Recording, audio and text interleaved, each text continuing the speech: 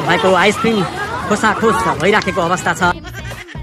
काका आफ्नो आन्दोलनकारीलाई खानपिनको व्यवस्था गरिदिनु पर्थ्यो नि त, झोरेहरूलाई जस्तो चोरेर खाइरहेको छ नि यार। यसरी आन्दोलन गरे भोक लाग्यो, यहाँ आयो खाना पायो। बङ्गलादेशमा हेर्नु बङ्गलादेश त के थियो र, बङ्गलादेशमा खानै पाएको छैन, हाम्रो नेपालमा जति खान्छ खाओ न ल।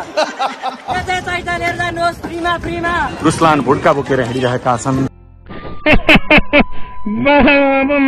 खसीको म खान्छु, खसीको खुट्टा तर्खा बुढा अनि मोज गर्नुपर्छ। बेलुका गएर मोज त गरे यिनीहरूले, तर त्यो खाएको नपच्दै पुलिसले समातेछ। आज मान्छेहरूले मोज गरिरहेका छन् र हेर्नुहोस्। फलफुल बोकेर हिँडिरहेका छन्।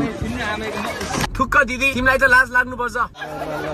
लाज लाग्दैन रन्डीको बान तिमीहरूलाई? अब भर्खरका केटाकेटीहरू जवानहरू त जोसै जोसमा गएर चोरे ठिक छ। अङ्कल यार हजुर त कपाल फुलिसक्यो, के हो?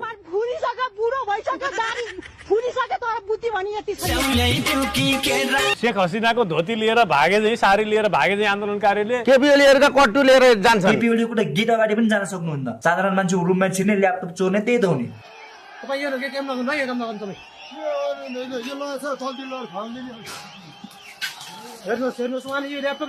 यो राजाबाडी त होइन पक्कै, यो भिडमा मौका छोपेर चोर्न आएको चोरै हुनुपर्छ।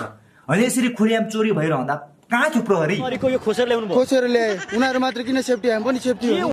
पुलिसले आफ्नो सामान त जोगाउन सकेर रहन्छ, के समात्यो चोरलाई?